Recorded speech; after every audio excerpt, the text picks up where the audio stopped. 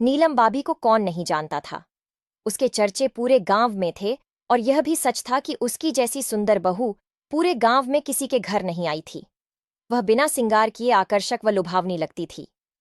चाल ढाल, नैन नक्श, शरीर के किसी भी अंग में कोई कमी नहीं दिखाई देती थी। सुंदर होने के साथ ही साथ नीलम भाभी बहुत हंसमुख व मजाकिया थी।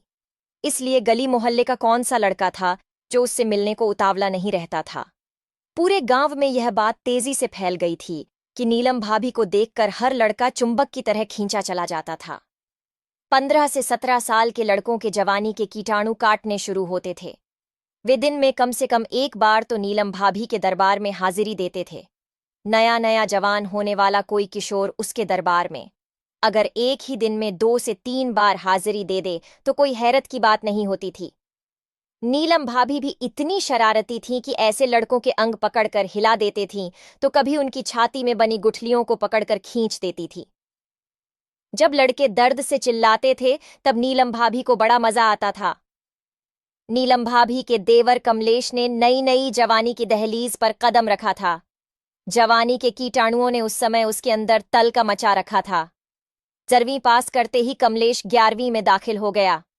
उसका परिवार भी ज्यादा बड़ा नहीं था।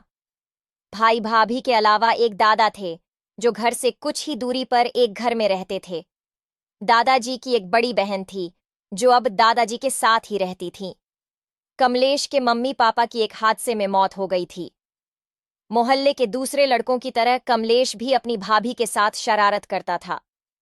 जब भी उसे मौका मिलता तो छेड़खानी करने से चूकता नहीं था। वह नहीं मानता था कि भाभी मां समान होती है। उसे तो अपनी भाभी दोस्त के जैसे नजर आती थीं। एक दिन कमलेश चारपाई पर बैठकर खाना खा रहा था तो पीछे से आकर नीलम ने उसके गाल पर हल्का सा काट लिया। कमलेश को बहुत मजा आया था। देवर भाभी की अक्सर ऐसी शरारतें और नोकझोंक होती ही रहती थीं, लेकिन उन दोनों में से बुरा कोई नहीं मानता था। कुछ समय तक एक दूसरे से नाराज रहते थे लेकिन फिर मान जाते थे। कमलेश के अंदर हवस के कीटाणु कई साल पहले बन चुके थे जिन्हें उसने अनेकों बार निकालकर देखा था। वह केवल यही देखना चाहता था कि उनका रंग कैसा होता है, क्योंकि उसके कई दोस्तों ने बताया था कि पहले उनका रंग सफेद होता है फिर पीला हो जाता है। इसलिए इस सिद्धांत पर उसने कई बार प्रयोग करके देखा था। जब नीलम भाभी उसके साथ गंदी शरारतें करती थीं, इस वजह से उसको कीटाणुओं को बार बार निकालने का मन करता था। एक दिन कमलेश को इतना जोश आया कि वह अपनी भाभी के साथ वह सब कुछ कर लेना चाहता था, पर उसे कोई मौका नहीं मिल रहा था। वह जब भी भाभी के करीब जाकर उनका हाथ पकड़ता और वह सबके बारे में बात करता तो उसकी भाभी कहती कि पहले इस काम के लिए तैयार तो हो जाओ। पर कमलेश अपनी भाभी को कैसे बताए कि अब वह बड़ा हो चुका है।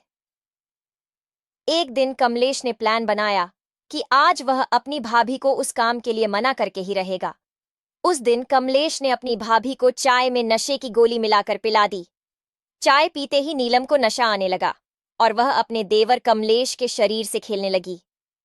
जब नीलम को बर्दाश्त नहीं हुआ तो नीलम ने खुद अपने देवर से वह सब करने को कहने लगी।